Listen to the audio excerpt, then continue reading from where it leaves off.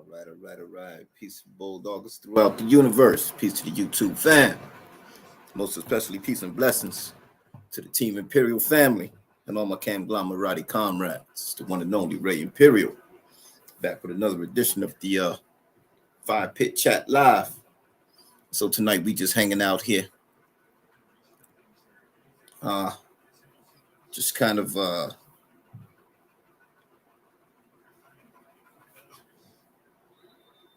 all right, just hanging out. Got a few games on and whatnot, man. So figured I'd just come in here tonight, man, and answer a few questions, man. A lot of people been hitting me up lately. So I want to go ahead and answer a few questions for y'all, man. You know what I mean? Okay, Rob in the building. What's good with you, brother? That's what's up, man. What's up, Rob? Johnny Williams in the building. What's up, brother? What's up, Johnny? Let's talk about it, man. Let's talk about it, man. Yes, sir. We are here to do it tonight, y'all. Set something up here.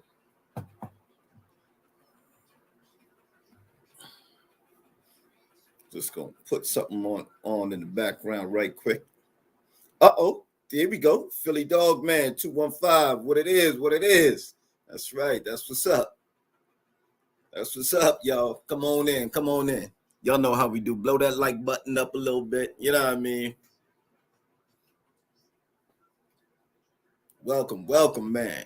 Team Imperial members of the Team Imperial family, as well as all other members and subscribers to the channel. Yeah, welcome. Come on in, y'all. Come on in. Tonight we're doing a live question and answer. There's been a lot going on, and y'all know I stay kind of busy into something. So at the end of the day, I'm not able always to upload the videos at the pace that things are happening. So I wanted to kind of put the pause on a few things, man, and give y'all a minute, man, to catch up with a fella, man. You know what I mean? So any questions y'all got, man, hit me up with them. Y'all see, as y'all see, we got a live one here. Look. If your dog bites you, put it down, right? If the dog bites you, put it down. So the reason Raiden is bothering me right now is because she wants me to let Solo out. And she wants me to let Solo out so they can do the dance. However, I've had my fill of the dance. This bitch ain't take yet. So that's a wrap.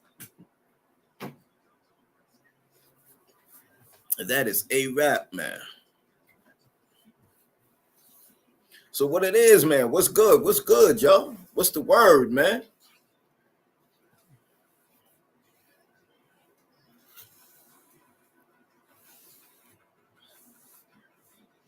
Got a lot popping lately, man. So we trying to get into a few things, man. If y'all got any questions for me, man, feel free, man, to type them into the chat. Throw your questions right in the chat, and I'll be happy, man, to pick them off and answer them one by one. As some of y'all may know, we did Raina did go into heat in late August. We did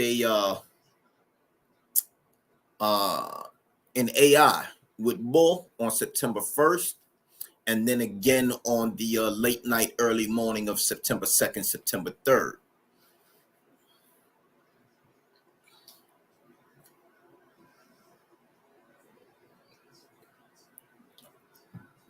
What's good, y'all? What it is?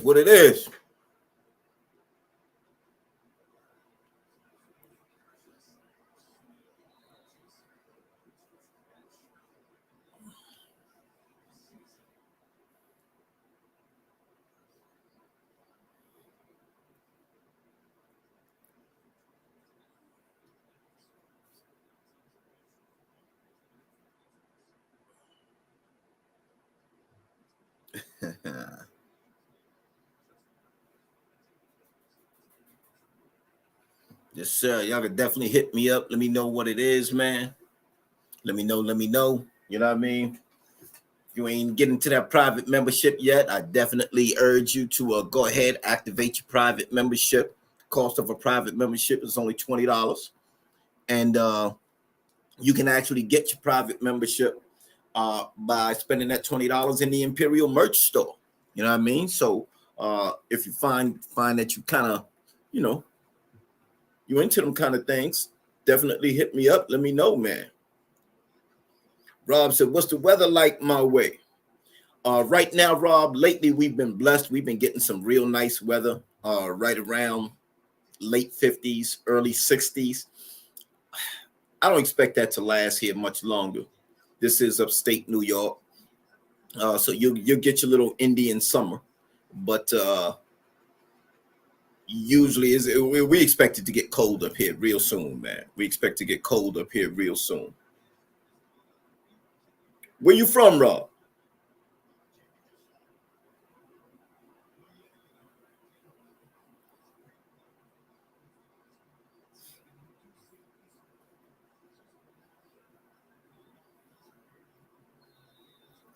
So at this point, I guess it's best to start off, man. You know, pink elephants in the room. Uh Raina currently is not pregnant. Looks like she did not take. Again, we did AIs September 1st, September 3rd. Um, and for a minute, it looks like she did take, and then somewhere along the line, she the pups didn't keep, they didn't hold. So her little embryos, fetuses, or whatever, didn't necessarily make it, and that was very disappointing to all of us, man. Like, I'll show you how disappointing it was to Raina in a minute.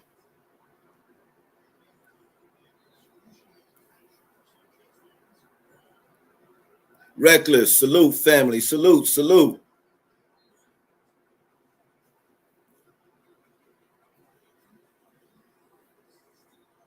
Rob says he's in North Central Florida now, but born and raised in Cleveland. Okay, okay, Cleveland, Ohio.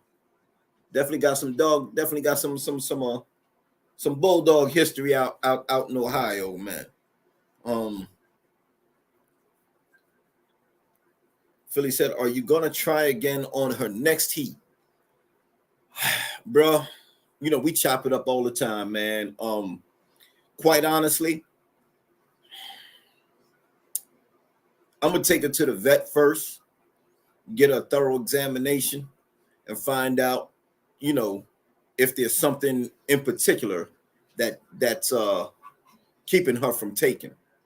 Uh, One of the things that I do know is that her grandmother, her paternal grandmother, her father's mother, was a bitch named TTK War Dancer.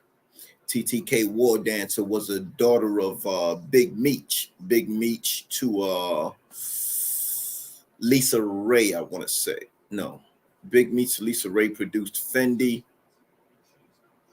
I forget who War Dancer's mother was. But anyway, the point being that War Dancer was only successfully bred, I believe, once, which produced Raina's father. If I remember correctly from talking to the breed of Raina's father and Raina, the brother Glenn Pittman from Hard Time Pits, he was telling me that War Dancer was a difficult bitch to breed.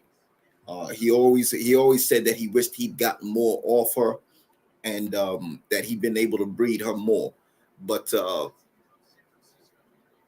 it was Havoc to War Dancer that produced Hawk, which is Raina's father. So Raina herself seems to have picked up something of that trait where she's being a little difficult to breed. Um, we've tried to breed this bitch twice now. Actually three times if you want to get technical, and we haven't been successful.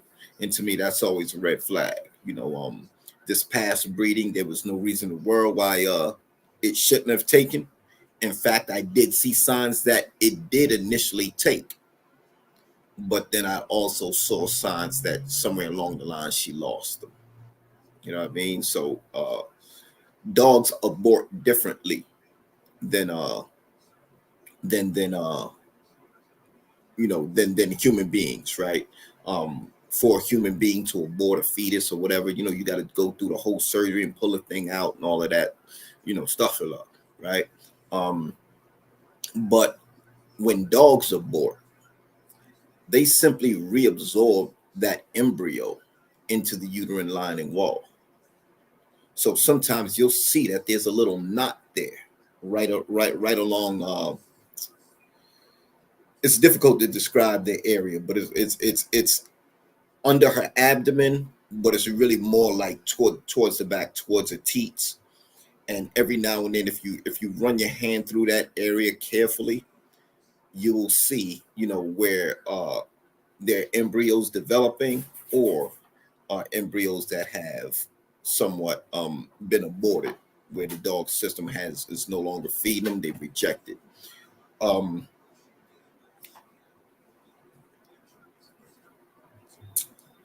So one of the things that tipped me off to the fact that she had actually kind of aborted was the fact that she went out to urinate one day. I took the males with her, and both males were looking at her urine as if she was in estrus, right? And her estrus had passed. Typically, when you see your males get that quiver of the jaw after licking behind a female, they're tasting the blood, right? And it kind of triggers that reaction. I guess the blood mixed with the female's fluids, triggers that reaction. And so I took her out one day, and I did notice that reaction from both males. Both males was kind of like looking at the grass after her, like she had just gone into heat, as if she was just starting to bleed, when in fact she had already been bred. So that told me a lot. That told me a lot. That told me it was probably at that point that she lost those. But yes, we will be trying again on her next heat. But first we're gonna take her to the vet, get some things checked out on her, make sure that everything is good to go. And then more than likely next time we're going to take some extra measures in order to see that that those pups hold. I didn't work her. I didn't give her any real exercise, none of that. She just went on walks. She wore the weight collar a little bit, so she wasn't stressed, right? So I have to find out exactly why she chose not to keep those pups. I do believe that at a certain point, the female makes a choice that she is comfortable, she's okay, she's going to go ahead and nurture these pups internally. And then I believe that females also make that decision that they are not going to nurture those pups internally, and they kind of deliberately disrupt their own pregnancy. Now I don't know that for a fact, right? Like there's no scientific nothing to support any of that. But I do look at the fact that sometimes when a female drops a litter and she has she has a lot of mouths to feed, and one or two are relatively weak and really not making it, she'll ignore them. She'll let them die. And most mothers don't really have a problem with that, right? Johnny Williams asks, do you believe in blue pit bulls? Do I believe in blue pit bulls? Johnny, I'm going to say this. I once personally read an article written by Joe Corvino. I want to say it was written back in the 1940s, and it was revolving around a blue dog. A blue dog that he sold somebody. So Joe Corvino had blue dogs that were used in the pit. The dog that he used, or the dog that he sold to somebody, and that person ended up selling the dog to someone else who used the dog in the pit. the dog quit after an hour. So the person who used the dog in the pit, he called Joe Corvino's stock into question. He said Joe Corvino was fond of advertising that, he had the type of dogs that don't run away when they get hurt. So, here it is. You got this dog and it stopped after an hour and it came from Joe Corvino's yard. And Corvino wrote a letter and in response to that, and all of this is surrounding a blue dog. And there was no bones made about the fact that the dog was a blue dog. There was no highlight about the fact it's like, oh, he was a blue dog and so this and blue dog and so that. No, just mentioned that it was a blue dog, and that the Joe Corvino says when he initially sold the dog to the first buyer, that he sold that dog as a roll dog. And he told the motherfucker that, this dog is going to quit after an hour. So, great roll dog, but you don't want to try to match the dog. And the person sold the dog to somebody who attempted to match the dog anyway. And there you have it. So, do I believe in blue pit bulls? I believe in the words of Joe Corvino. That's what I believe in.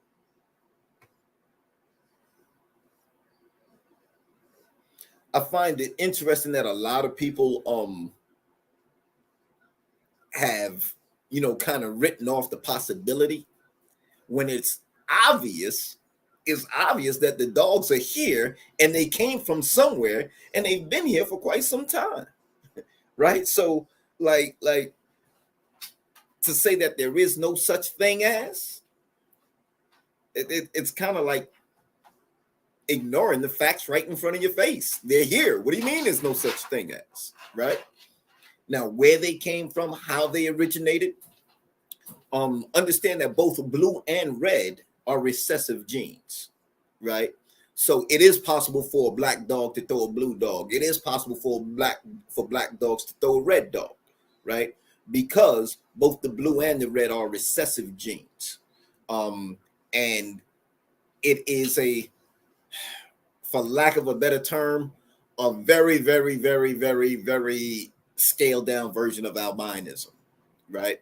Where you can take, say, two coal black gorillas in nature, and they will produce a baby gorilla that's snow white, pink face, blue eyes, right? And you say, well, how can that happen between two coal black gorillas? How could they produce this white, pink face, blue-eyed baby? And the phenomenon is called albinism, and it exists throughout nature. It's really nothing new. Hell, growing up in the projects, we saw albino cockroaches, right? So it's an actual thing.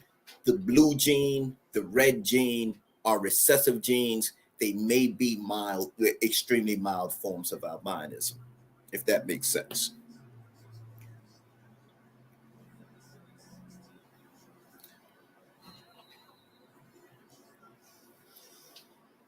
Reckless says, so you putting your money on a blue dog? Historically speaking, of course. Historically speaking, Reckless, let me say this, man. I actually had a blue brindle back in 2000, I want to say 6. Was it 06 I had that dog? No, bullshit. More like 2012. Dear friend of mine bought me I was just coming home, you know what I mean? And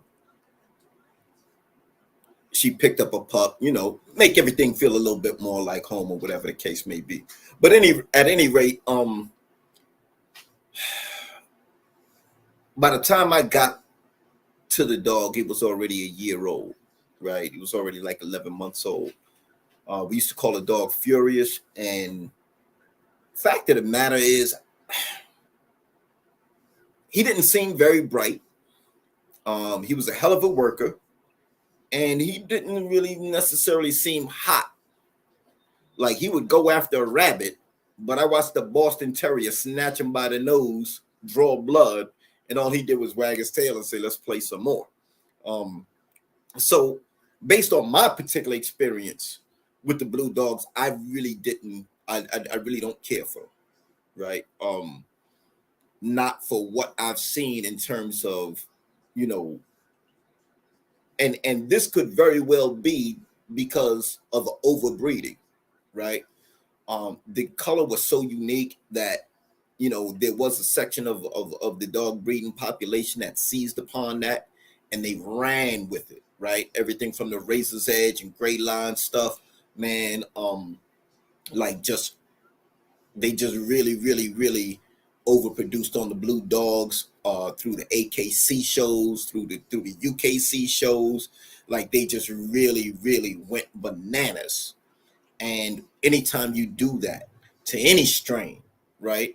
I don't care whether it's a box strain. I don't care whether it's a show strain. I don't care whether it's a cat strain. Whatever, whenever you really do that, you just ruin that strain.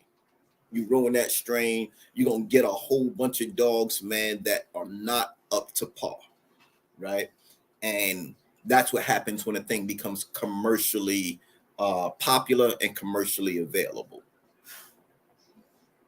So, me personally, again, historically speaking, you know, I've never really seen them do well in the box, and you know, I don't want to get too much into it because that's not really a thing to do for me. But we used to take money from them dogs regularly.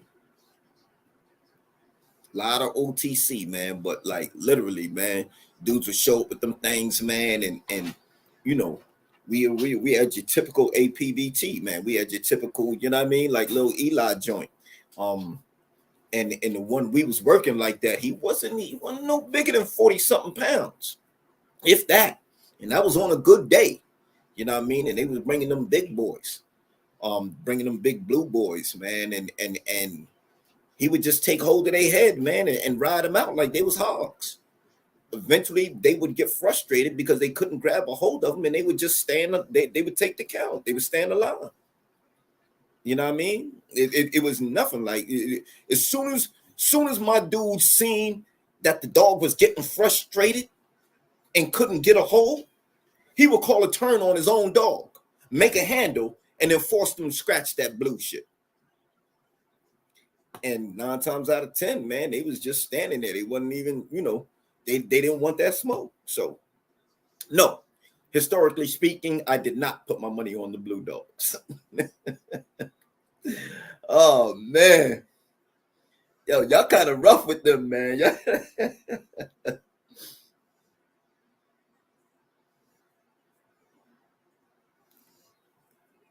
Rob said, my grandpa had a real box dogs and cats dogs, and he said they were around. I definitely believe they were around. And I've seen some good blue dogs, just in terms of their working attitude, right?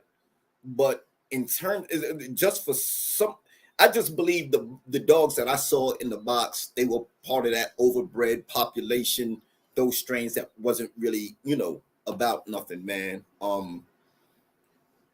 You just got to really be careful if you're gonna go that route and where you get your dog from.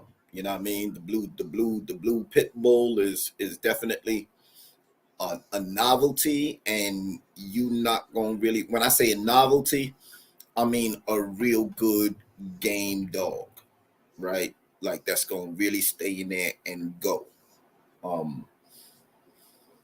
And that's not to say they don't exist. That's just to say, in my personal experience, I've never seen.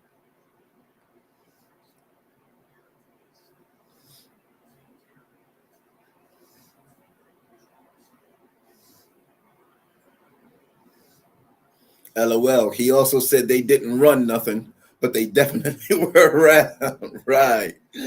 Oh, man. Reckless said, I'm not hating. I have one now. She's 13. She's just not a bulldog, in my opinion. Yo, you know what, Reckless? I respect that so much, bro. Yo, salute, fam. Salute. Because so many people will try to make all the excuses in the world for what's not right with the dog. What you know what I mean? And instead of just saying, listen, man, this particular dog ain't built like that. This dog ain't got that. You know what I mean? I don't know why more people there's too much of a false machismo behind these dogs. Like you got to be some super macho stud, and everything got to be your dog. Got to be the super macho stud, perfect dog. Like ain't no flaws and this and that's bullshit. Dogs are as individual as human beings, and as surely as every human being I ever met had some type of character flaw, or, and not judging, but we just have them. Like we have our little quirks, we have our idiosyncrasies. It is who we are, right? It's the same thing with the dogs, right? You may have a dog that look marvelous, but his work ethic is crap, right? Then you have a dog, man, whose work ethic is absolutely out of this world, but you could never take him to a show ring because he looked like a goat, right? So, there's people try to play like everything is peachy keen and everything is perfect and clean. And it's not. It don't shape up like that. You go through things. Like Raina obviously has a problem breeding. In all other respects, I love this bitch, but if she can't drop no pups, we have to make a very serious decision about the role she's going to play in the program, right? Because if she can't drop pups, she can't play a role in the program, right? Unless, of course, she's just a working dog. She's out in the field and maybe she's helping to school the younger dogs. You understand? That type of a thing. Just because a dog can't breed does not mean they don't have value to a breeding program. Keep that in mind. All right.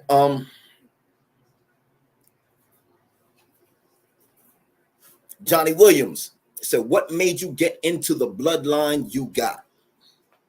To be honest, Johnny, I have to say that I pretty much got suckered in, bro.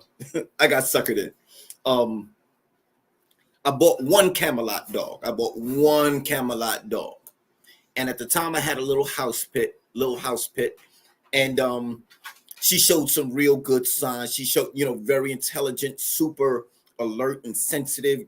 She was just a really, really excellent dog all around. Little light on the mouth as far as I was concerned, but showed talent, ability, and everything else in all other respects. So I said, well, yeah, you know what? I've always wanted me a good little big-headed red-nosed pup, you know what I mean, that I could bring up from day one. And so I went out and got a nice big-headed red-nosed pit and put it on top of my house pit. And she wasn't registered. She doesn't have any paperwork, so to speak. But she was scatterbred, right? And the pups that we got were excellent pups. But of course, the litter was unregistered. The thing about the dog I got, the red-nosed dog I went and got, he was a Camelot dog. And I wasn't aware of the Camelot bloodline as a strain in itself, right? I just saw a red-nosed, big head pit. Like he was about 70 pounds, so he didn't look like he was out of, he was close to about 75 at the time, but he didn't look like he was outside of my understanding of what a pit bull was. So when I took the boy home and I began to work with him and I changed his diet and ripped him out, like once he got ripped and he really got lean, you really saw him, like you saw the dog come out of him. You really like he was just ball shit. And I started, questioning certain things, just to make sure he was who he was, man. And he passed every test with flying colors. Man. He did some stuff, man, that, he really shouldn't have been able to, so long story short, man, I fell in love with the breed. And it was my intention. I said, man, listen, I fell in love with the strain. So I immediately, at the time I picked him up, the brother of the gentleman that I got him from had a female available, right? And although I didn't have a plan on getting a second female, when I kind of, saw what he was bringing to the table and how he was rocking, The female was also little. She was a little 40-pound kind of pocket rocket. Her name was Star, and she was all fire. You know what I mean? She was all fire. So that's when I really kind of got into the Camelot strain, got into this Camelot bloodline, looked at these dogs like, you know what? These dogs are loyal, they're smart, they are they're good, like they have a great protective instinct. And you don't see that in the box dogs. In a lot of box dogs that's been bred generation upon generation strictly for the box, they don't have a great protective instinct in terms of guarding the property or guarding, they're very friendly. And while that's desirable for the box, for my lifestyle and the way I'm set up, I need a dog, man, that can recognize a threat, whether on two legs or four. So that's what I got with the Camelot line, and that's what really got me into them, man. That's what got me into them. Like, very versatile dog, very athletic. The drive is like bananas. Like, if I were to guess, I would guess that Bull is a dead game dog, right? At the very least, a deep game dog. You understand? And for people that don't that operate strictly in the box, that's a very heavy claim for a dog that's not a box dog, right? A dog that's not been bred strictly for the box. These dogs have been bred more for catch work, for a wild boar and things like that in the deep south. So they have a particular drive that says they will finish. You have to understand that. They do have that finish in them. So that's what really endeared me to the strain, man, and got me into, you know what, I have to, I got to really work with these dogs and bring out the best in them.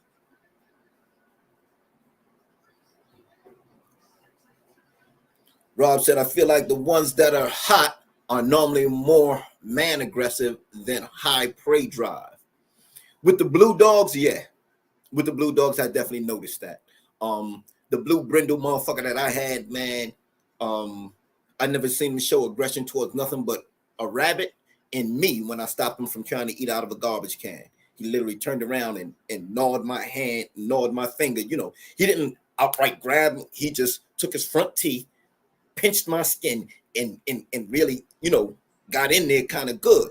And of course, we took him in the house, put the leather and the gloves on, and we went at it. Like you don't ever put your teeth on me for nothing. You understand? But them blue dogs, them blue dogs, they do come with some issues.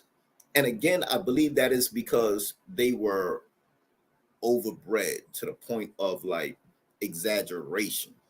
The blue strains, man, it's really very much a crapshoot.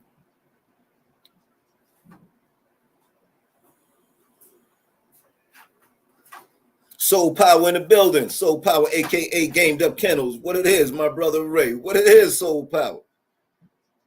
Yes, sir. My brother said, glad to see you back doing the lives. I decided to do this live, Soul, man, because I have been like extremely busy with 1,000,001 different projects, trying to get this done, trying to get that done. And I really haven't had the time to go live like that. So I know people had questions, people been asking about Raina and whether or not she took and the whole 9 yards. So I've decided to do a live tonight, man, and just let people get their questions off. So it's a live question and answer.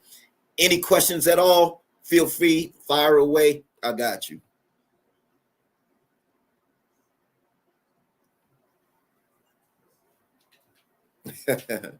Mr. Firepit, huh? We're going to get back to it, man. The beautiful thing, we might as well go ahead and drop everything on y'all today, man. I've been busy, bro. I've been busy, man. A lot of this stuff, I've been reserving for, just trying to just a better time and date to get the shit all out. You know what I mean? Like, but even before we found out Raina did not take, we contracted to pick up 2 adult females, right? So that's what the whole yard work thing that y'all seen, the whole yard. I don't know how many of y'all seen the yard video, me cleaning up the yard and all of that kind of stuff. That joint is just about complete. All I have to do is hammer out, get rid of like some wood. You know what I mean? I'm gonna burn off some wood, and I got a second chain spot I can set up. I may go to 6-foot chains, so I can set up actually 3 spots, right?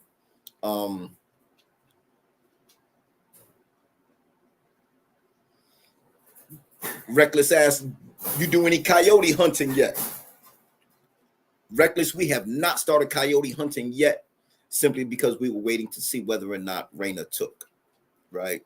Obviously, if you got a litter of pups on the ground, that's going to change a few things about how you do some shit.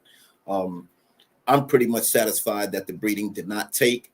Again, for those that didn't hear, she was artificially inseminated September 1st, and then on the late night, early morning of September 2nd, September 3rd, right about 2-3 in the morning. So at this point, you would say that we are easily 53 days in, and she ain't showing no signs at all. Like, she ain't blow up, no false pregnancy, no nothing. So being that she did not take, now we on our shit full time. You know what I mean? Like, I just had all 3 dogs out in the woods with me. I want to say maybe about a week ago, a little bit less than a week ago. The major challenge for me up here is to make sure that when I take them out, you know, I can avoid the conflict between bull and solo, right? But other than that, you know, when we hit the woods, I don't use a leash. Yeah, that leash shit is out the window. You know what I mean? So some of it, you know, is okay for YouTube, and then some of it is not. You understand? But answer to your question is, we are actually in the process of getting that going now. I'm waiting on these other 2 females to come in so we can get them settled. But we've already been out to the woods, man, and we've been doing a little tracking. So, you know what I mean? We are currently in the process of doing that now. The big thing with the coyotes, man, is that like in my immediate area, I don't see them. I don't see them, and I don't see signs of them, right? But I have had people tell me in other areas that they in fact did see coyote. You know what I mean? So now my situation is that I'm within city limits, and there's only but so much hunting they're gonna allow me to do with these dogs in city limits, right? In the state parks, in the state forests, you can hunt legally all day, all night, and you can pretty much hunt coyote with dogs for the season from October. I believe it's from October to February. So basically, we just waiting on the decals and all of that, and yeah, we in there, bro. We are definitely in there.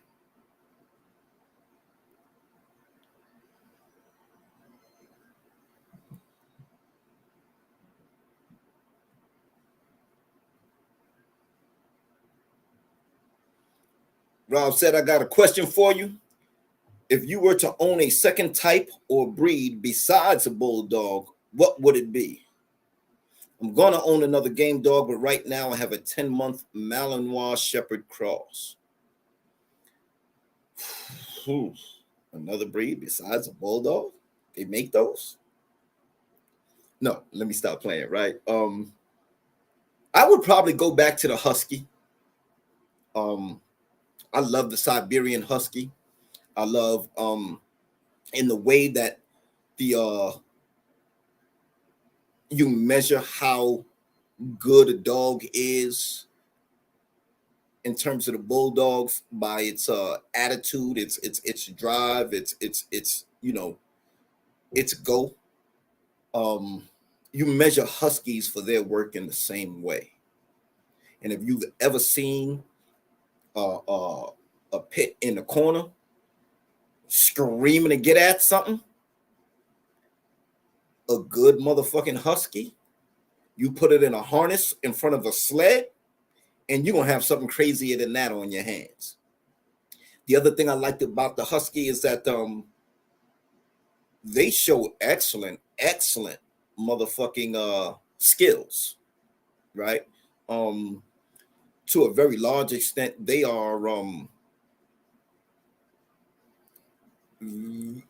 they just show a lot of wolf, despite the difference in size. You know, the husky's much smaller than a wolf. They show a lot of wolf-like tendencies, especially in combat.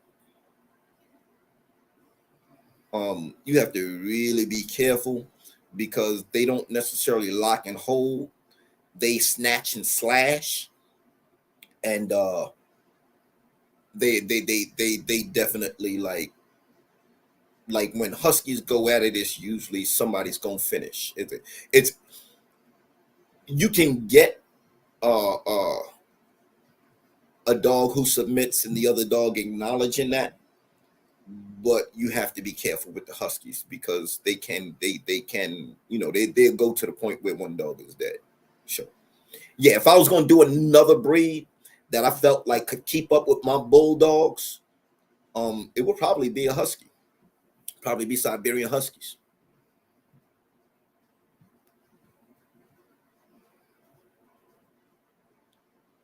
My brother Trent in the building. Pump 17. What's going on, bro? What's the word, man?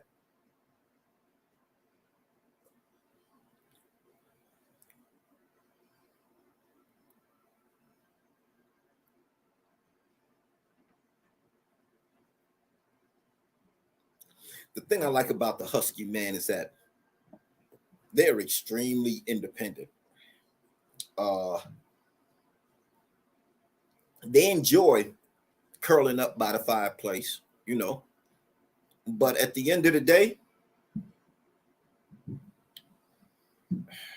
at least the husky I had, right? That was my first dog. My first dog was a husky, and she was so smart. She was so intuitive, right? Um, I didn't teach the dog anything. She taught me everything. Like I didn't know what it was to have a dog. I didn't know what it was to try to communicate with a dog. I didn't know any of those things. She taught me everything. So, yeah, I got that. It would definitely be a husky for me. I mean, and don't get me wrong, I like the Malinois. I like the Akita. I like a lot of other strains. But when it comes right down to it, right, pound for pound, just getting the most dog you can possibly get, like that's to me that's my American Pit Bull Terrier, and that's a dog like a husky, man. That when you see that thing go to work, you check out the Iditarod sled dog race. When you want to see a dog that has some grit, when you want to see a dog that will go through anything and survive anything to keep you alive and to keep pushing through, you know what I mean? Check out some videos and whatnot on sled dogs. You know what I mean? And even look at their diet and their nutrition and how they're fed, because you are talking about they put these dogs in front of sleds, man, in sub-zero temperatures, man, and send them on a 1,000-mile race, right? Competing with other teams of dogs, man, and literally through the wilderness, man, like a 1,000-mile race. Just you and some dogs? Listen, bro, I mean, very, very serious. That when you talk about their level of grit and their level of just get down, I love it. I love it.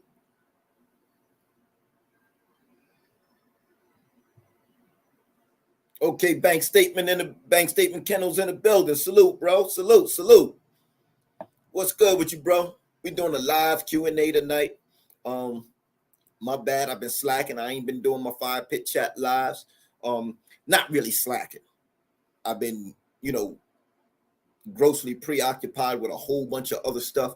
So it's a little bit you know, so it's a bit of a challenge.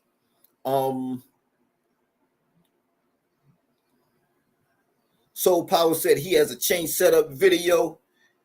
If you're not sure about anything, I appreciate that, Soul Power. But this honestly ain't my first yard at all, bro. This ain't my first yard. So yeah, we got the chain setup part covered. I do my chain setups a little bit differently, not grossly different. For example, I don't like bull snaps. I don't like bull snaps. They really like just too much of a chance sometimes that, as time goes, they can rust, get stuck in position, and you wouldn't even know it. Like, and the next thing you know, the dog is off the chain. The other thing is, me personally, I like to use a swivel at both ends. Just makes me feel better. You know what I mean? Whether or not it has any added value to the chain setup or not, is not my concern. It makes me feel better that chain can turn in any and every direction at both motherfucking ends, so long as that dog is on it. So that's what I do. But yeah, that's just me with my chain setup. So I appreciate that though, Soul Power. That's definitely love, bro. Let me see something here.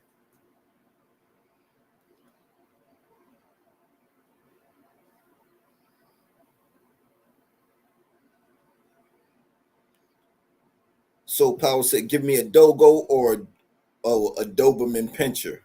Yeah, that's that text to talk crap. But yeah, the Doberman,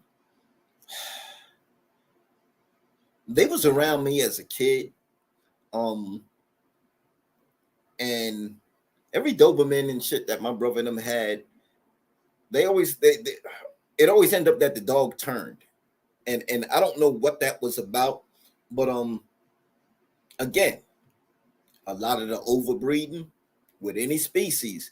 And then when you talk about the 80s and the 90s with the Doberman pincher and the Rottweiler,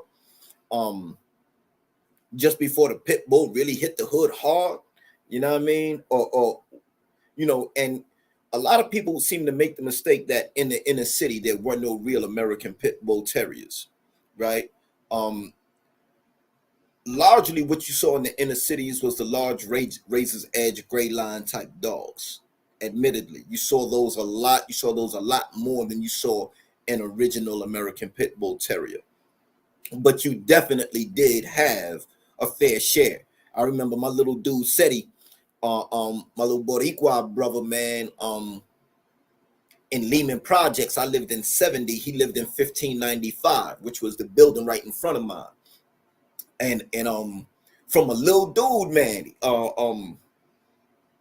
I think I was about, man, I was maybe about 19, and I still had my Husky at the time that said he had a little pit bull, and he was maybe, I think the little homie was maybe about 15. He was about 15 years old at the time. And he's the one that first really put me on to what an American pit bull terrier actually was, right? I'd seen all the big gray dogs and all the big blue dogs and all of that in the hood, but said he had this little jip called Dottie. Dottie had the patches. She was white with patches. She had a little black nose, and man, said he sent this bitch up the side of a motherfucking tree. And mind you, we both short, right? Like he only 15 and I always been short, right? Like, but you could have stacked me and Seti on top of one another, and we couldn't touch that motherfucking tree branch. And Dottie ran up the side of that tree and just there was nothing in the tree that she went to get. She just grabbed the tree branch and stood up there shaking it. And Seti just looked at me like, yo, telling you, bro, telling you. So we never did. We ain't never, and again, 1990, over 30 years ago, but we didn't get into to the we never rolled those two. But Dottie did what we did, scratch them, and Dottie was responsible for my Husky Fuji, like really coming out her shell and not backing down to nothing after that. Before she would back down to the big blue gray, to the big blues and the big gray dogs, she just didn't want no parts of them, especially the males. Like she knew what they was about intuitively, and she would avoid them. But after Dottie turned Fuji from a husky into a wolf, and the rest was history after that. Like,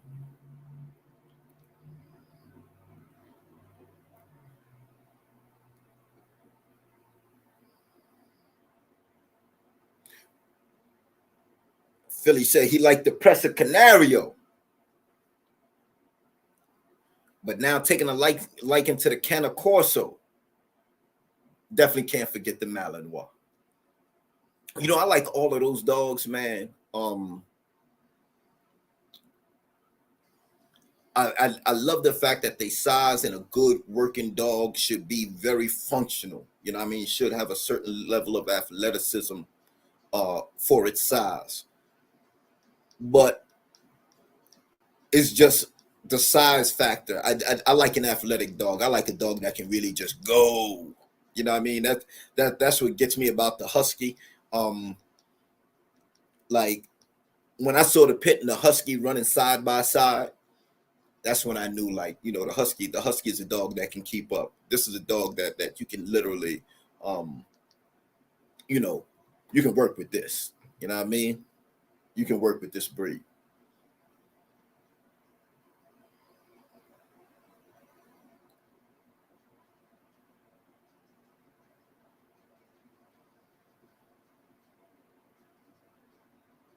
Shout out to TJ Love.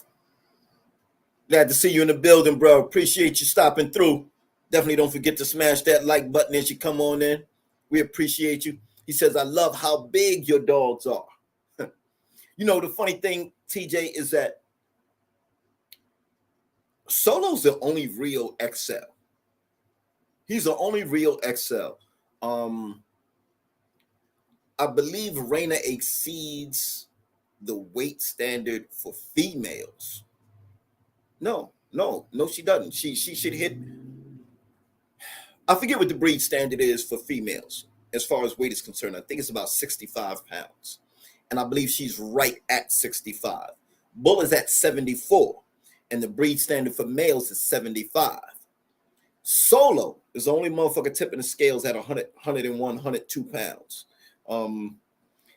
So, yeah, I didn't breed him. But the beauty of Solo, man, is that he's not a 100-pound dog.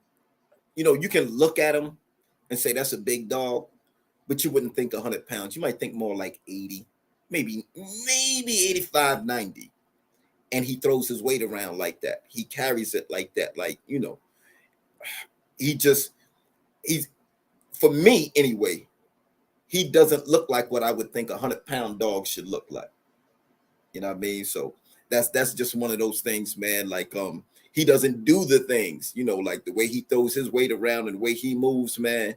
As a 100-pound dog, man, like he's got my respect. That as a working dog, Solo has my 100% respect. When I tell you that boy can go, he can go. He can go.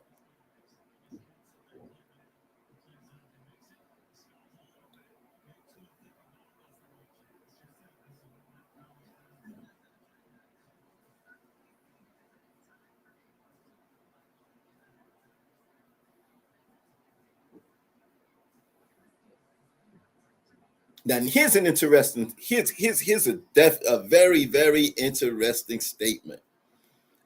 Dapper Trapper's Loft said, if I didn't have bulldogs, I'd have some original mountain curs, gritty and loyal.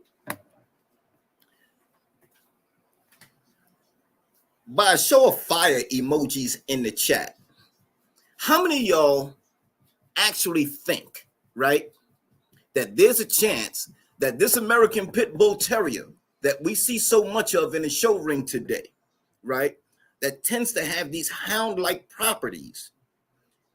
How many of y'all, by show of fire emoji in the chat, believe that the American Pit Bull Terrier may have been crossed with those curs and those hounds? Let me see a fire emoji in the chat if you feel like that. Y'all pardon me. I'm gonna grab something to drink right quick.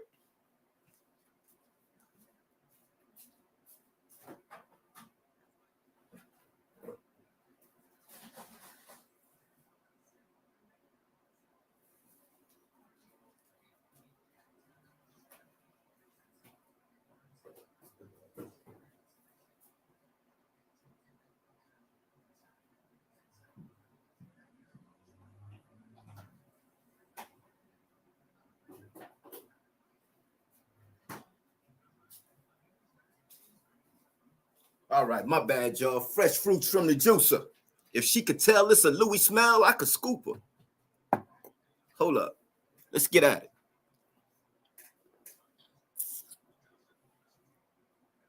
Real talk, man. Give it up, man. I want to know, man. I want to know, man. Because when you look at the American Bull Terrier that was being used, right? 1920s and all of that. It's a different looking dog than what I see winning in the confirmation rings today. The dogs I see winning today look very much like greyhounds. Whereas the dogs that, like Kobe's Pinscher, when you look at that dog, that's a square type dog. You don't have like that sleek hound-like type. You understand? That the whole structure on the dog is different. And I think a lot of people miss that. But personally, right? And I'll go on record as saying this. Hollingsworth's bull. I like the dog personally. I think it was a hell of a dog, right? Hell of a producer. I question whether or not there ain't some red coonhound in that line. You look at a red coonhound, and you go look at Hollingsworth's bull. I'm just saying, Ray Imperial, keep the heat, right? My brother iRock in the building. Absolutely. Rob in the building. Absolutely. Rob said, from my understanding, old school dog men didn't care about papers. They bred whatever they thought would give them an edge. And that's a fact, man. I was watching a YouTube channel called C&B Outdoors, right? And the family, man, the brother, he got some land or whatever the case may be, and he out there running hogs on the land and whatnot. And he sent some dogs after some hogs, man, and the hog went into like a little a bog, right, where the water was, kind of up there. Dogs got right up close to the hog and turned around.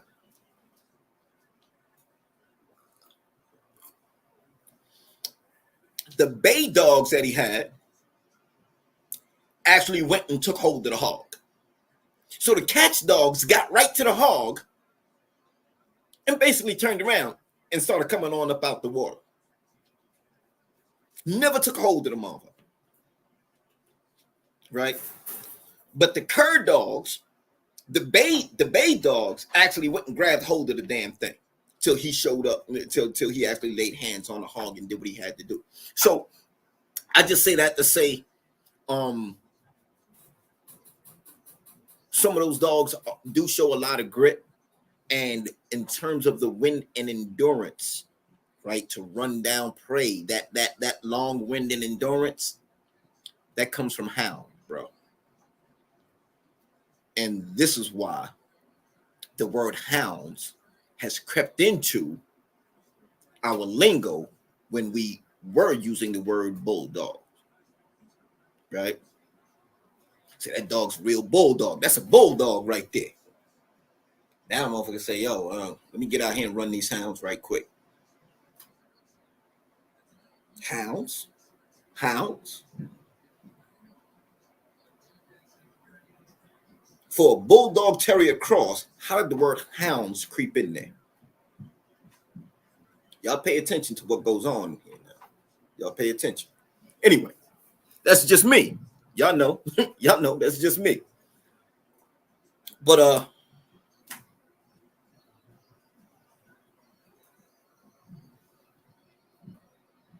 wow, here's an interesting comment. Dapper Trapper's Law said, I don't know if the pit has cur in them, but for sure the cur has some pit in them.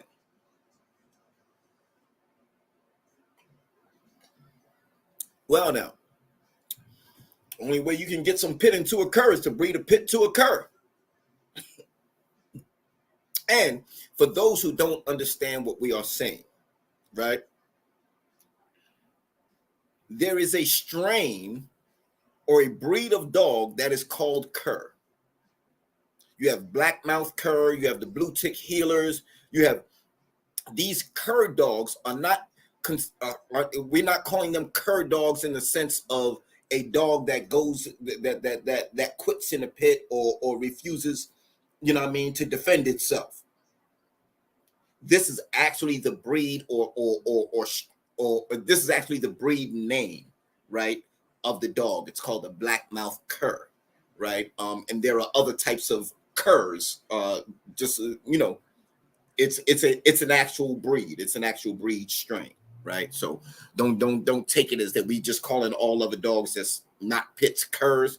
We are referring to a specific strain of hunting and of a hunting hound, right? That's a healer. There, you have blue tick healers, you have red healers, you have blue tick, red tick, you have the a lot of times if you see some merle creep into a pit bull, it may come from these curs or these healers, right? Your blackmouth cur and other dogs like that. All right. iRock says, so I gotta ask OG, any word on when I can get some of that imperial blood on my yard?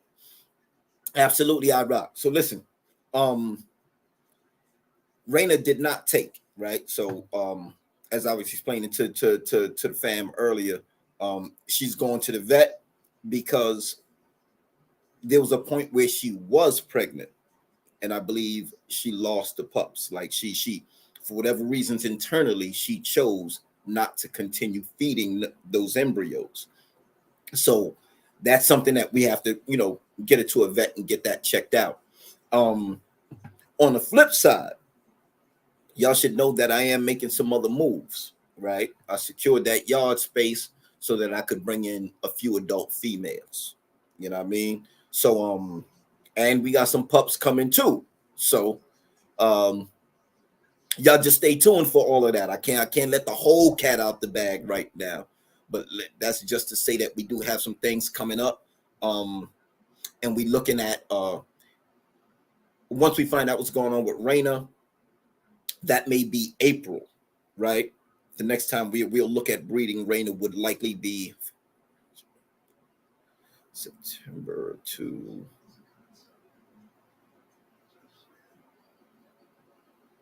I'd say right around March, April, we'll be looking at breeding Raina again. And then we may be doing a couple of other breedings. We're looking at possibly doing a breeding with Solo in February. You know, I gotta reach out to them and find out if they still on course for that. And then around that same time between February and April, right? There may be a couple of other breedings that are being done. They will be imperial breedings, not necessarily 100% Camelot breedings. I'm pretty sure at least one of those breedings is going to be a Camelot cross. But again, we're a little bit ahead of ourselves, but that's just to give y'all an idea of what's going on, what the yard space is all about, what we doing to get all of that right. You know what I mean?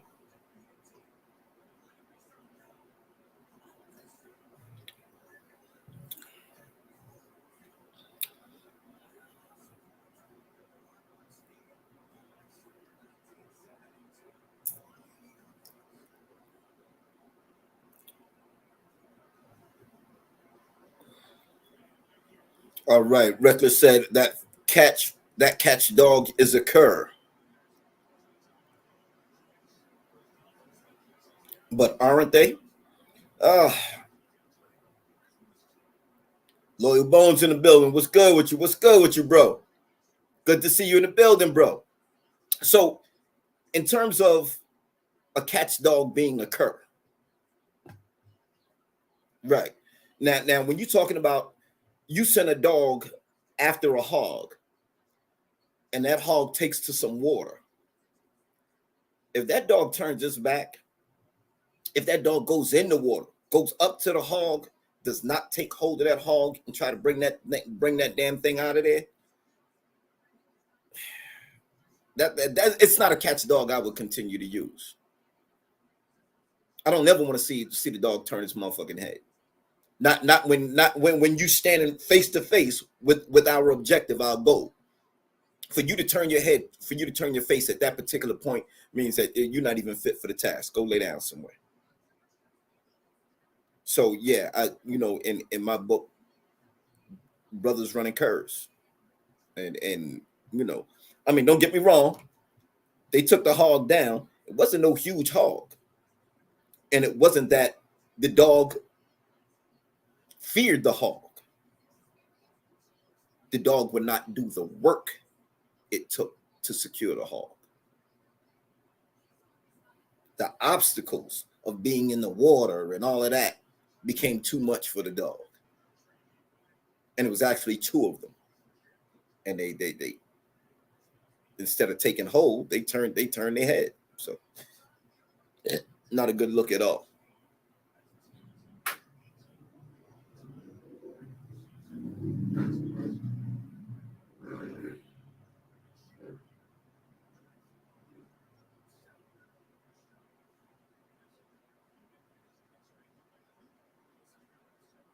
My dude iRock said, but yes, when it does happen, I need that straight Camelot heat. Minimum 2 pups, if not 3 off top. That's all day, bro. That's all day, bro. And you locked in on that Team Imperial thing, man. So that's 15% off, bro.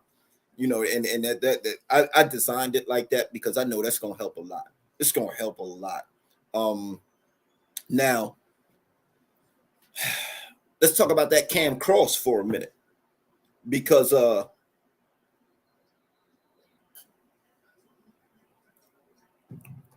I'm doing a different kind of catch work, right? We're not talking about wild boar. We're not talking about an animal that's going to outweigh my dogs by 100 pounds, possibly, right? We're actually talking about an animal that's lighter, faster, and has excellent endurance and wind. So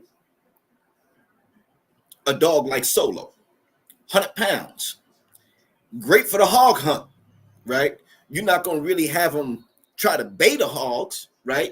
You're not going to have them try to track the hogs down and all of that.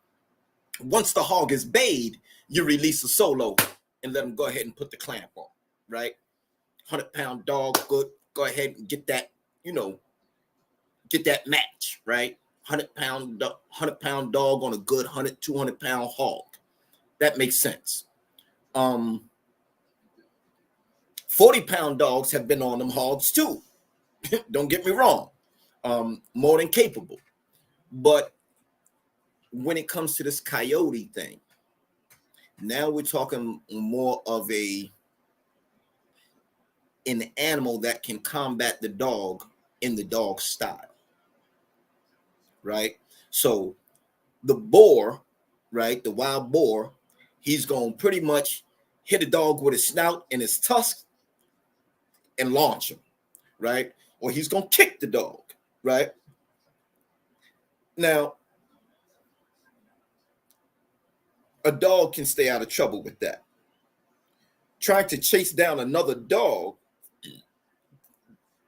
that has literal hunting and finishing skills is a different matter. It's a different matter. The primary difference between a catch dog and a box dog, right, is catch dogs don't necessarily have to finish. They don't have to finish, right? The majority of catch dogs you're sending out there, they're going to take hold of your animal. They're going to hold that animal until you arrive and finish the job. That's the way most catch dogs are trained. Now, you do get those gladiators that will go in there and not only, grab that bull by the ear, but they'll crush that snout and like they'll kill that thing on the spot, right? So you get those. But for the most part, you want your catch dog to stay out of trouble, right?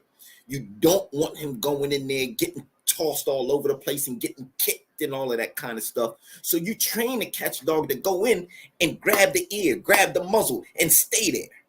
Stay out of trouble. Stay there. You can't do that. That's a very specific set of skills, right? If you do that with a box dog, basically what you're doing is you're teaching the dog to take one hold and one hold only against another dog that's probably going to grab holds everywhere on his body. Back end, front end, legs, paws, ears, neck, throat, stifles, you name it, haunches, right? So training a catch dog and training a box dog, two different methods, right? Subtle difference, but definitely a real difference.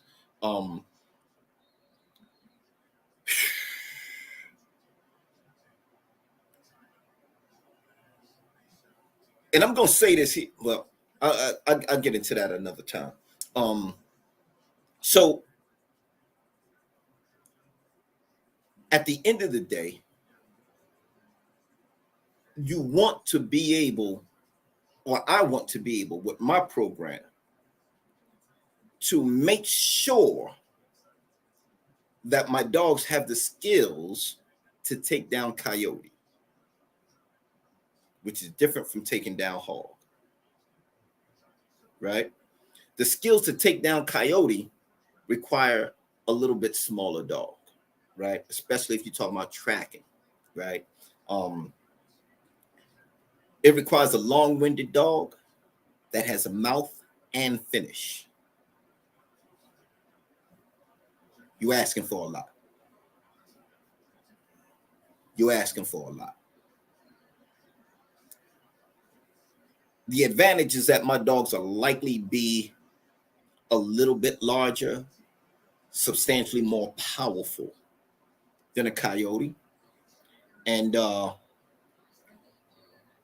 I'm not going to go there with bite force because coyotes eat their prey whole and they eat it on the spot. They don't really, they woofing it down right then and there. So they have to have some real crunch power in order to get their prey down. So, you know what I mean? I'm not going to even speculate on bite force, but in terms of physical power, I expect the Camelot dogs and the Cam Cross dogs to be obviously a lot more powerful than a coyote. So they're going to have a certain set of skills in order to, be able to compete with, like nobody says that a boar has a quick mouth. Coyote's got a quick mouth. They are the snappers and the slashers that we talked about with the Huskies.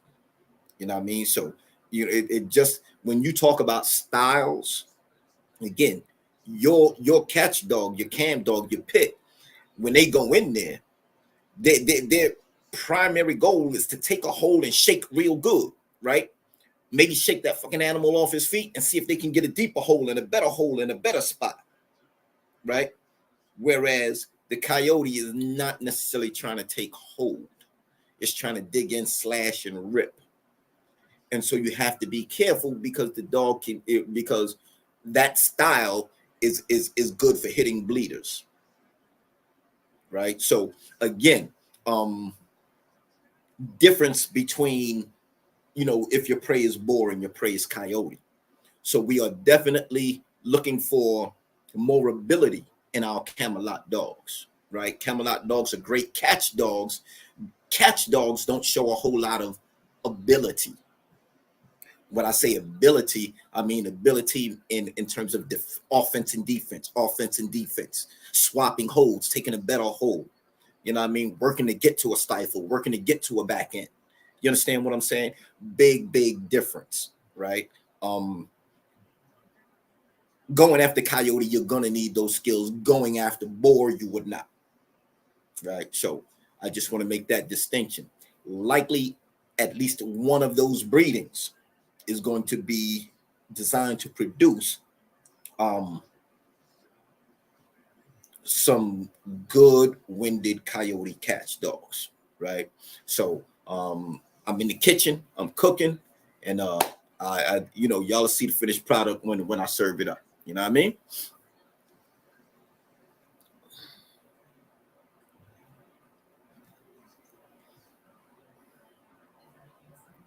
Pump 17 said, would you use your dogs as a man stopper or only to catch game? Pump, I'll be honest. My program, I'm going to have both. I'm going to have dogs that are strictly catch dogs. And I'm going to have dogs that are built for both.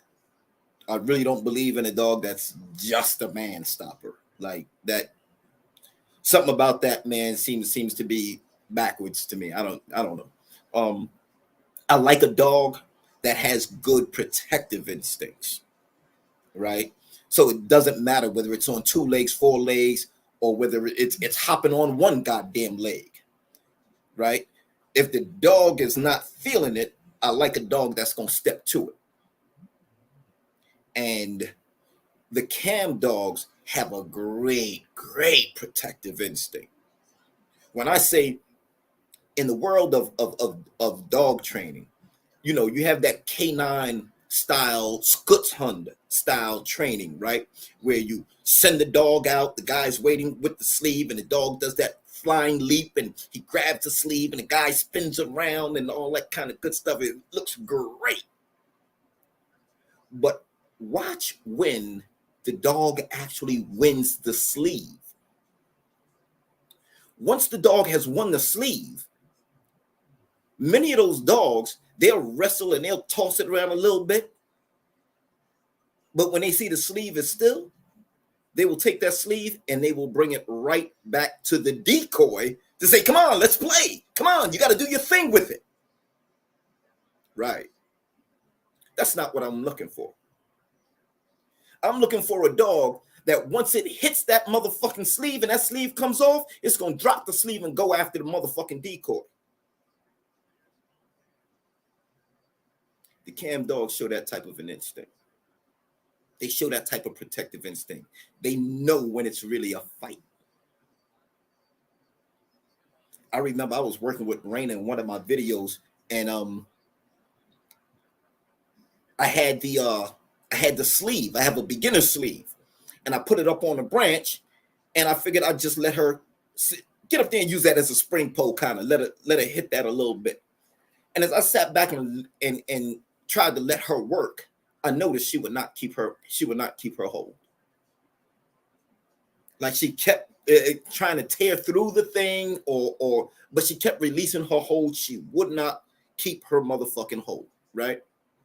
So what I did is I go up behind her and I start throwing jabs at the damn thing. Little like just popping it. Pop, pop, And next thing I know, she growled. So I 1-2 the thing. Boom. And now she's hitting it. And it seems like the more I hit it, the more she holds it.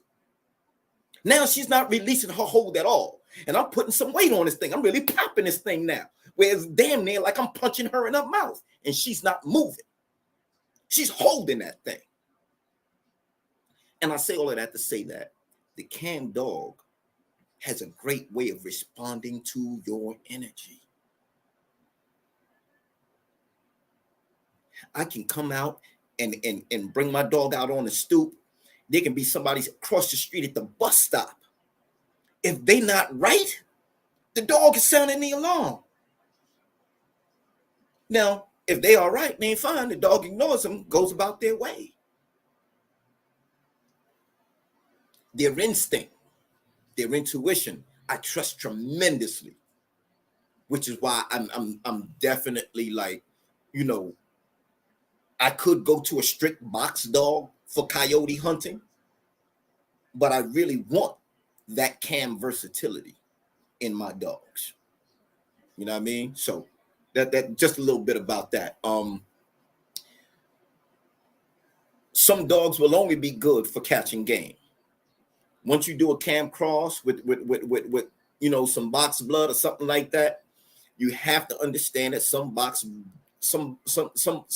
bred lines are just simply docile and submissive to human beings. So you may get those dogs, right? They are docile and submissive to human beings. And to me, in some ways, it's a fault. I get it. You need the dogs to be easy to handle for the pit. But at the end of the day, you know how many dudes had their dog stolen because of that? Because anybody could just walk up and handle a dog and walk off with it. How you got thousands and thousands and thousands of dollars tied up in these motherfuckers and somebody can just walk off with you? No, that's not me. It's not the Imperial way. Dogs got to be ready to hit both ways. That's just me, bro. You got to be ready to hit both ways.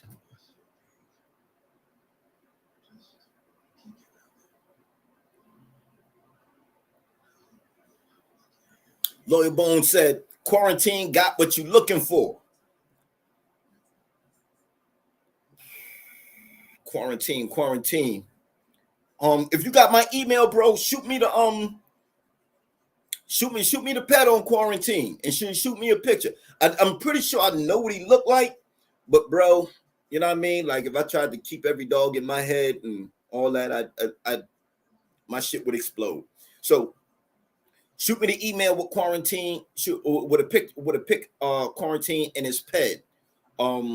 Like I said, I'm bringing in some adult females, so you know, we might be able to do some things. And I need you to get at me about Solo's paperwork.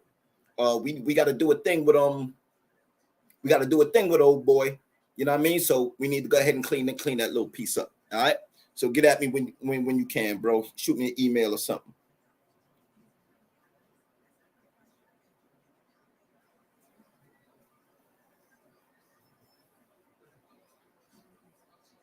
Shout out to Dan Smith. Dan Smith in the building. I apologize, Dan. I didn't see when you come in or when you came in, but I appreciate you being here. Shout out to you. Dan Smith says, my dogs are first family and protect my family and kids. And that should be natural. That should come to the dog extremely naturally, right? When the dogs know that something is precious and dear to you, if they truly love you, they will protect what you love with everything in them. Raina's never been around children a day in her life. The first time I introduced her to a child, she melted. So there's certain things that you can do with these dogs. because they do have an affinity for children the way that they do. If you are the type to discipline your children, maybe you're a little heavy-handed, maybe you are like some people will snatch their kid by the arm and go sit them down or something like that. You don't want to do that in front of these dogs. You want to be careful about yelling at the kid and really all that kind of stuff. Like, be very, very, very mindful, because these dogs, like, if I could walk up on Raina or Solo's cage right now in a most menacing fashion, right? If I just creep real slow and act like I'm approaching that cage where I'm up to no good, y'all gonna see Bull go off. Y'all gonna see him immediately like, yo, what are you doing, man? Really? And he loves me to death. I love him to death. But when things don't sit right with them, they do take that initiative. They are not shy about it. So that's one of the things that I have to have that. I gotta have that. I gotta have that. That's gotta be all through my line. You know what I mean? Any dog that's personally got my stamp on it, you understand what I'm saying? It should have that protective instinct.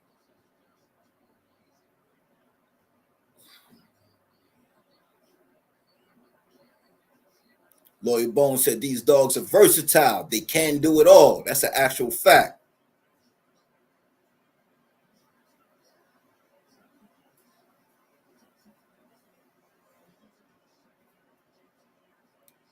Okay, Quarantine is the little female, if you like that game cross.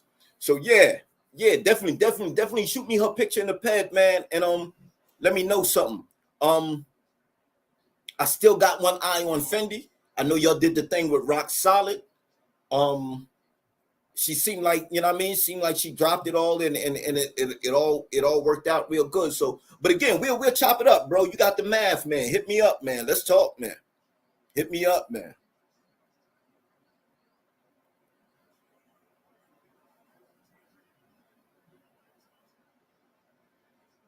Dapper Trapper's Loft said, what's crazy? Some of the goats like Zebo, Tornado, Yellow John, they were man biters. You know, shout out to 78 Sports TV. If y'all don't already tune in, man, the brother keeps a game dog live going, man, with a panel of old school dog men, Rastaman Boone, Schoolboy Richard Garcia, Bakari Hotep, and I'll be honest, man. They be giving up a lot of stuff, man, that, prior to this, you had to really know somebody to like get some of this information. Like, this was, a lot of this stuff was just mouth to ear. Dudes wasn't, willingly sharing this with people that they didn't know. You know what I mean? Like, you had to be damn near a protege of the dog man in order to get some of this information. So if y'all haven't checked out the 70 Sports TV, definitely go check out that game dog talk live that they do. And I bring that out because on one of them joints, man, they talked about the whole hypocrisy of the man biting with the American Pit Bull Terrier. Everybody likes to scream that, oh, the American Pit Bull Terrier is not a man aggressive dog. That is bullshit. They can be man aggressive. And we have seen that time and time again. Now, it's also important to understand that socialization has a lot to do with certain things, right?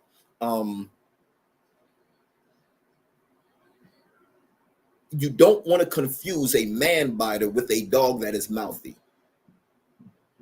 right? So now, I have two mouthy dogs, Raina and Solo. Solo was always mouthy. He was always that way.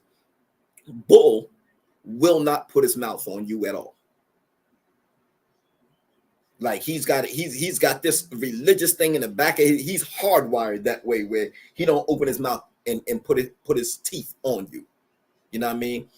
The most, if he's trying to kiss you, he may do that little nibbling thing with his front teeth or whatever. You know what I mean? But that's, completely different. Where Raina will literally walk up to me as I'm sitting here, and she'll literally grab my arm in her whole mouth, grab me by the forearm and attempt to drag me out the chair. Is she biting me? No. What she is doing is she's grabbing me. Now, that is something that obviously around kids and whatnot, you want to discourage that, right? Because the dog doesn't know basically its own strength, especially, compared to a child or an adult, right?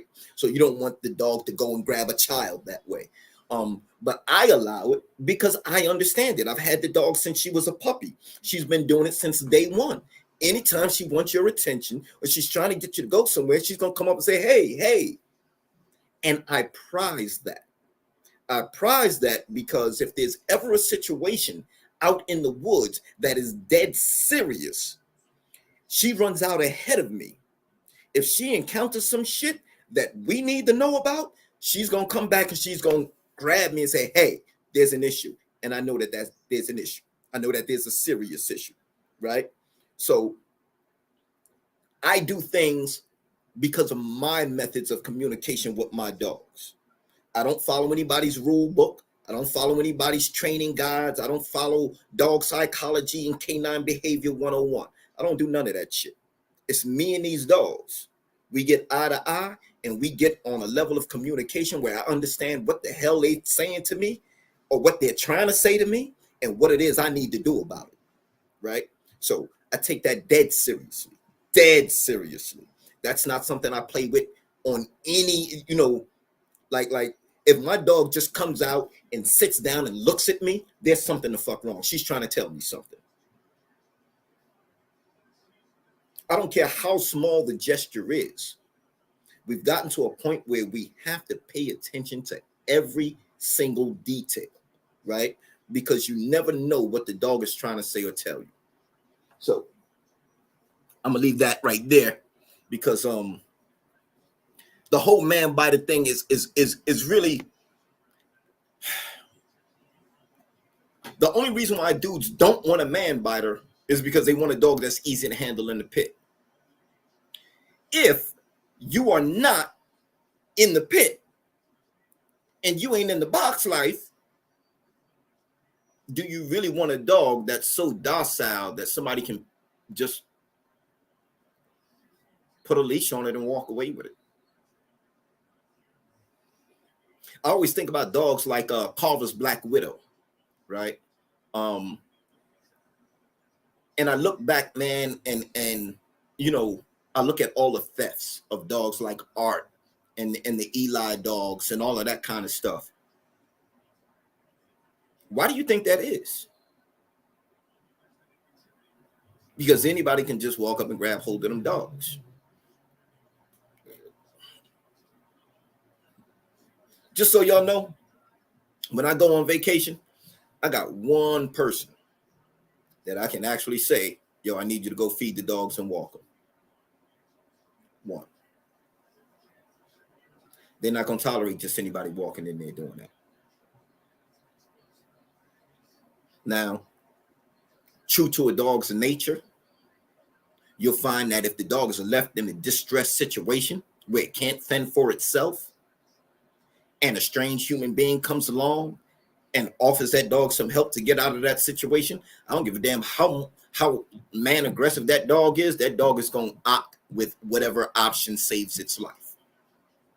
Most smart dogs would. Most smart dogs know the difference. So, there's that.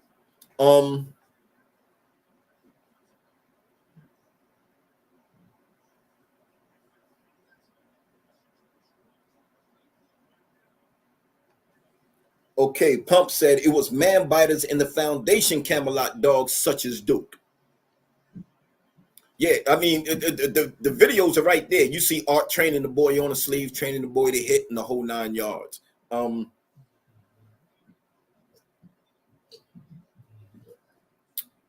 I hesitate to call them man biters, because that's not all that they do. Um, for me, period, the old family red-nosed dog was more of a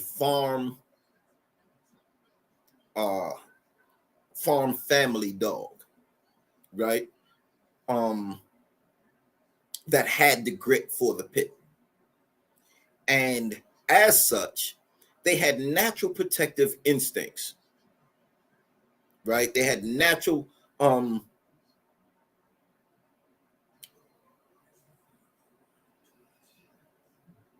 it's almost a pack mentality, right? Territorially speaking, you letting this dog run the farm, the dog pretty much has the run of the place. So it learns what's to be protected. It learns what's safe, what's ours, and what's outside of ours, right? And anything outside of ours, approaching ours, should be on alert, right? We should be on alert for. And to me, the red dogs have always had that. The old family red-nosed dogs just have a better sense of that protective instinct, as opposed to just being, automatically docile. You understand what I'm saying? Like, you can teach them when to go and when to know, right? You can literally teach them what is a threat and what is not. And I've always had the most success in like the old family dogs with that. You know what I mean?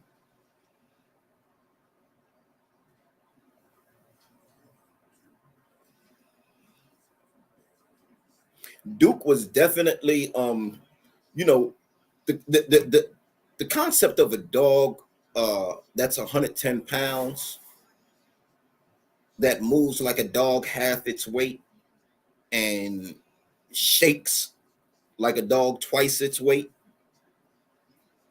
Duke was definitely he was something of a phenomenon. He was something of a phenomenon. Um, I'm not sure that 110-pound dog was ever Art's goal. Although when you look back at all the dogs that Benji Reyes gave us off of Kubar's Golden Bud, um, it was almost no way you wasn't gonna get dogs that size, right? Like Blaze Maxine, from what I understand, she was like 80 something, 80 something pounds. So when you have a female that big, what is she gonna throw, right? Um, but I don't really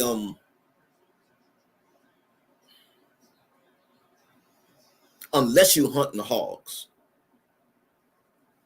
I wonder about the necessity of a dog that size. You know what I mean? Because really, as a man stopper, once that thing gets going, who's gonna stop it if it decides that the command no longer works, right? And if suddenly the dog wants to break command, and it's in full bite, listen, good luck. You're gonna probably have to put that dog down and get it off of somebody. So that's something that I think about a lot. Solo being 100 pounds, I'm so grateful that he has a much more mellow temperament. He's not, he just don't have the heat that Bull had. Now mind you, he's not quite Bull's age when I got Bull. Bull was already about 2.5 years old. Solo's still a year younger than that. So the jury's still out. Ain't no telling what that boy's gonna turn into here in the next couple of months, next year or so. So, you know, um, we definitely watching for that.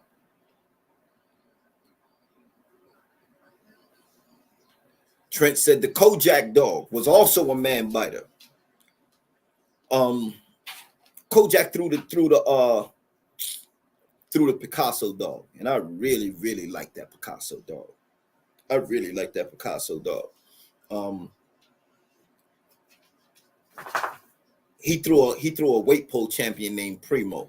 I think Primo was actually bigger than Picasso, but that the Picasso dog came from that Kojak line.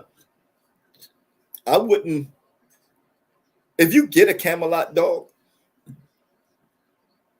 like even solo, without ever having been introduced to anything. If I take solo out and somebody's approaching and they have a dog with them, or maybe he just doesn't like their particular energy or aura, he immediately sounds the alarm.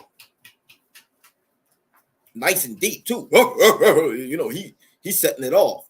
So they have that natural protective instinct. And I hesitate to call it man biter, because man biters are usually like anything that they see, they want to hit. You know what I mean? It doesn't matter, right? These dogs have the ability to discern a person's energy. And at one time, you know, I used to think stuff like that was only myth or folklore, or somebody just kind of, you know, making up stuff about how good their dog was. These dogs actually display that. These dogs actually display that. On any given morning, I can take them out. They'll stop on the stoop and look at whoever's across that bus stop. 9 times out of 10, they'll completely ignore them and keep it moving. Every now and then, they'll look at who's across the street at that bus stop, man, and they will sound an alarm. That tells me something.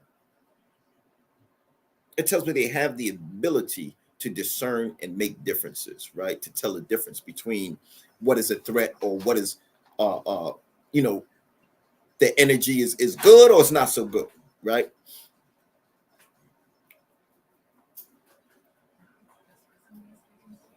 Bantu Mandinka, peace and blessings, brethren. Good to see you in the building.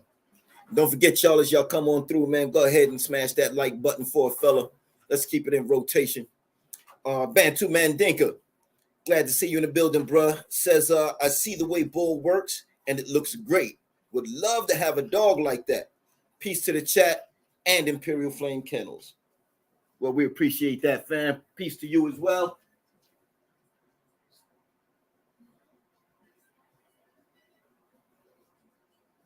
Sorry, y'all, I had to check on my dog right quick. Yo, listen, y'all would be surprised. Sometimes you be doing some shit and then you'll see something on the dog, or you'll look and see that the dog did something in the dog's behavior, make you just stop and say, oh, wait. But that's kind of how we do. So Bull definitely, you know, he's the original workaholic, man. He's the original workaholic, man. I done pretty much worked all his teeth out his mouth. You know, I done worn his teeth down the nubs, man, with the kind of work that boy been putting in. So that work ethic, that absolute refusal to quit, again, that's why he's being bred. That's why I insist on breeding him. He doesn't have the best athleticism. He doesn't have the best, I would say, he doesn't have the best off switch, right? Bull is not the type of dog that he shoot first, ask questions last, right? So those things, once we manage to work through those things, his drive, his dedication, his love and loyalty for you pushes all of that other shit out the window. You know, any flaws, any drawbacks he has, man, listen, he more than makes up for that stuff, man. So yeah, he's definitely being bred for his temperament, his drive, his intelligence, his field IQ. I can honestly say, man, you know, I released 2 dogs on a hunt. One dog chased the prey. He was the other dog. He didn't chase shit. He already knew where the prey was going, and he headed it off and caught it before it could get to its burrow, rocked it, and left it right there. Came on back to me like, all right, let's move on. When I say he rocked it, he left it right where it was at. Many dogs try to keep it, right? It's a prize, and they want to bring it to you. It's a gift and all of that. He perceived it as a threat. He stopped the threat and said, okay, let's move on. So that's what you get with these dogs.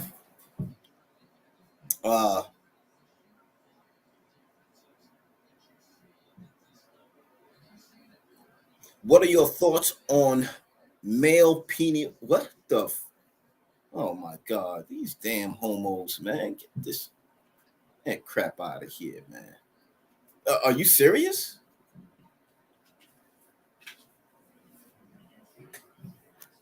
Yo, man. People are freaking disgusting, man.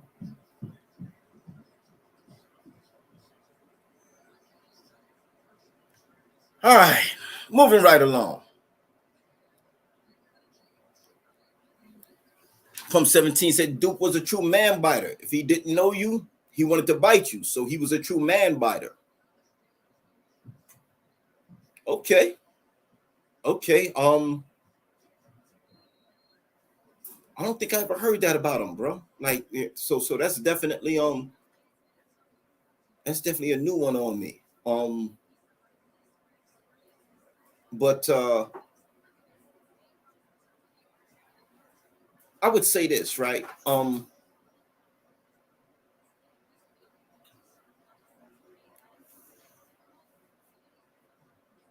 It's difficult to get to know a man biter, at least in from my perspective, right? If you raise the dog, then the dog knows you, right? Outside of that, if someone can be introduced to the dog and have the dog accept that person, me personally, I wouldn't consider that a man biter. What I think of when I think of a man biter, I think of a dog man that's gonna snatch anything and everything on sight, probably except the fucking person that raised the dog. That when I see a man biter, I mean there's no getting to know this dog. I don't care how much dog whisperer you got in your blood and all of this and all of that. Approaching this dog will likely get you bit, right? So to me, a man bite is damn near rabid. Like it's off the chain. The minute it sees something, it's trying to hit it. You know what I mean? So that's kind of what I had in mind when I was thinking of a man biter. My definition of a man biter.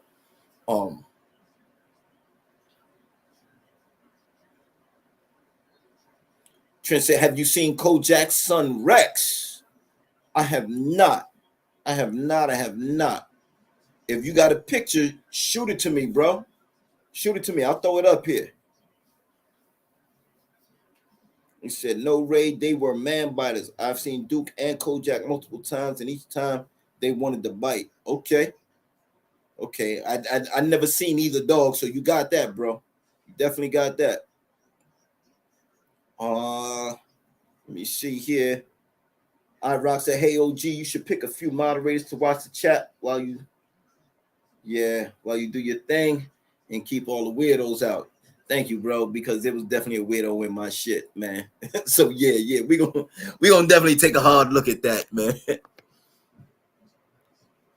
Loyal Bones said Duke was trained in protection, wasn't a flat out man biter.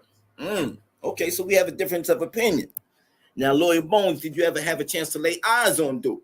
Because we got a man here saying he's seen Duke and seen Kojak in person, and they was both with that bullshit. So, holla.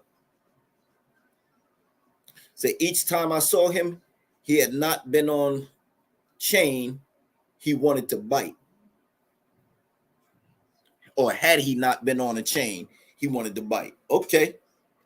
So, I mean, I guess it really doesn't matter whether or not, how you term the how you use the term man biter. The fact is he was willing to hit something on two legs, right? At the end of the day. And so if that was really who he was as a dog, right, then those traits are likely passed on to offspring.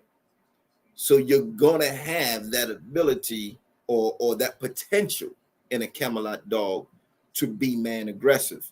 Now, personally, I have not seen just outright aggression for no reason. I have seen where the dog perceives something as a threat and will immediately go for it. Fuck a sleeve, excuse my language, forget a sleeve, forget all training exercises, forget all play, right? The dog went after the individual in such a fashion as to say that the dog took out a window, right? Like that person was on the outside, the dog was on the inside, the dog went after that person and literally took out a window. So that's you know, you would call that a man biter, I guess, but the dog only did that because it perceived the threat. So these dogs, if they don't like it, if they don't like how you're moving, they're gonna step to you. That's can. That's can.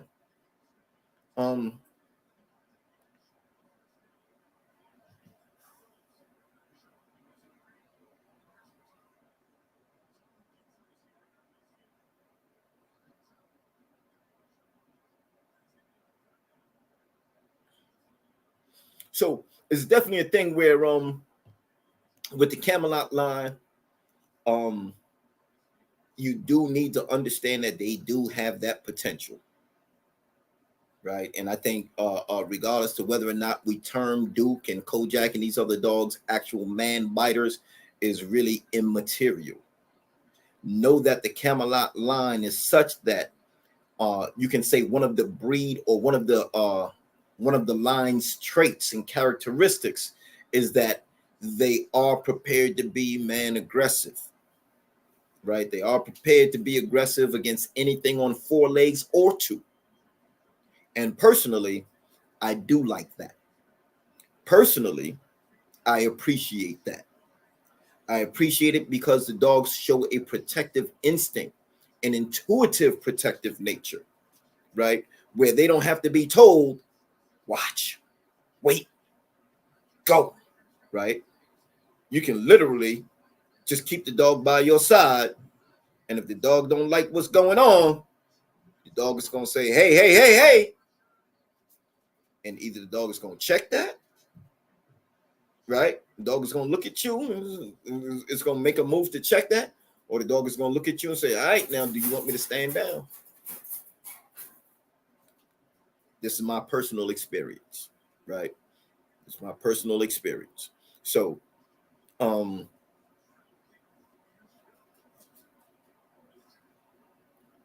if I had a puppy, right, and raising that dog, I see that all that dog, you know, every time somebody approaches that dog, it wants to bite him, it wants to bite him, it wants to bite him. That's not what I'm looking for. Me personally. I like a dog that can discern the difference between a threat and a non-threat, right? If I'm walking past a Chihuahua and the shit is barking, I really don't want my dog going off the handle. And I recognize a show of aggression to these dogs is a show of aggression. They don't give a damn. You show aggression, you're going to get this. But I like for my dogs to be able to perceive what is a real threat versus what is just, you know, something making noise. You know what I mean?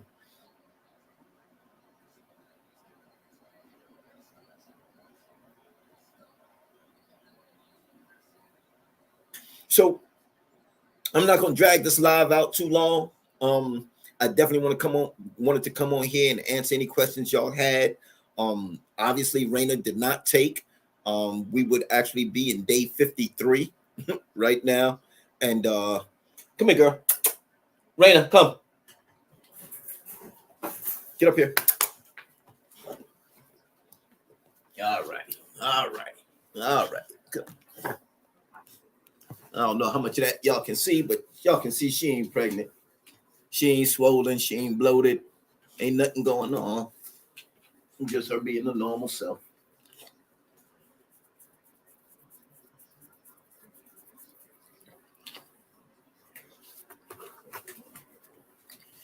Dog is such a ham. All right, all right, all right, all right, all right, all right. God, yo. All right. But this is what it look like when they're not pregnant. So it's a shame that we missed. I really want something off this dog. I love her to death. But it's all right. We're gonna try it again in another 6 months. We'll also be bringing in a couple of other females and doing some other breedings. And you know, still remains to be seen how you know, what the official version is going to look like once we get those females in. You know what I mean, in terms of who we gonna cover those females up with and how we gonna cover them and all of that kind of stuff. So yeah, y'all stay tuned, man. I'm gonna go ahead and sign out on this one. It's definitely been love. You know what I mean? I appreciate everybody stopping through. Asiatic Soldier in the building. Loyal Bone said, do you need me to come up there and tie them up for you? You know, honestly, bro, if I'm going to do a natural tie between Bull and Raina, I do need an extra set of hands. That's just how these two dogs get down. You know what I mean? He needs like a platform to elevate, you know what I mean, to support and all of that. So but like I said, that's another 6 months down the line. I'm not even worried about that right now. My primary objective, my goal right now is to get this yard space right, get these dogs shipped in, and get out in the field, man, and start taking down some coyote. That's what's up, Asiatic. That's what's up. Peace to Asiatic, man. Peace to Asiatic. Stay in the building, bro. Staying in the building. But yeah, at this point, man, we're all clear for hunting season. You know what I mean? We are all cleared for hunting season, man. Rain is not dropping any pups anytime soon. So that means we can hit the motherfucking woods as hard as we can hit them. You know what I mean? We want to make sure everything is in order. I don't go out there half dressed, so to speak. You know what I mean? While I don't have a license to carry and all of that, I do make sure that me and my dogs are protected when we go out there. So, you know, I'll be bringing y'all a little bit more of that footage. I do encourage you to go ahead, get that Team Imperial membership. It's a $20 membership. You can activate that membership by spending $20 with me at the merch store.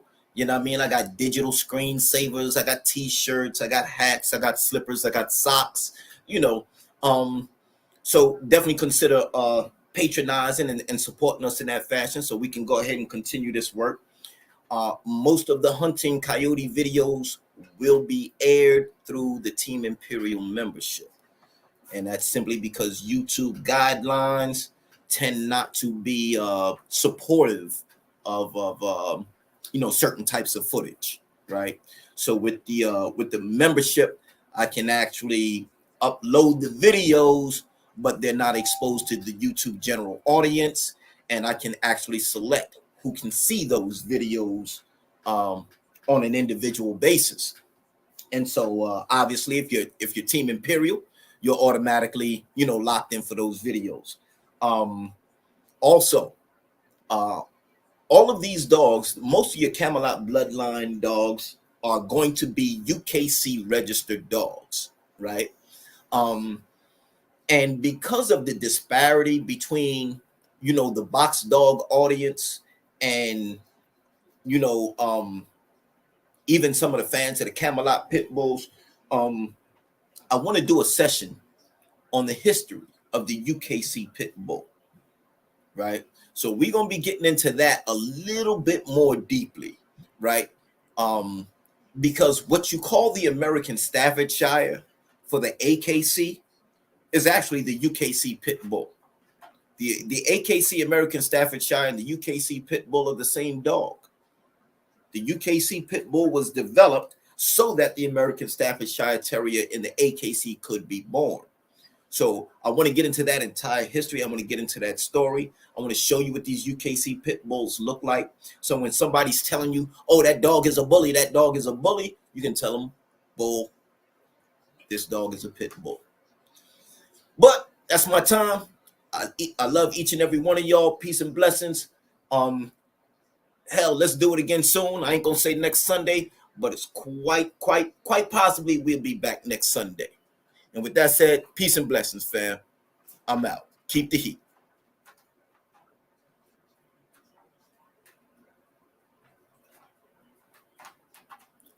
Peace, Asiatic. Absolutely.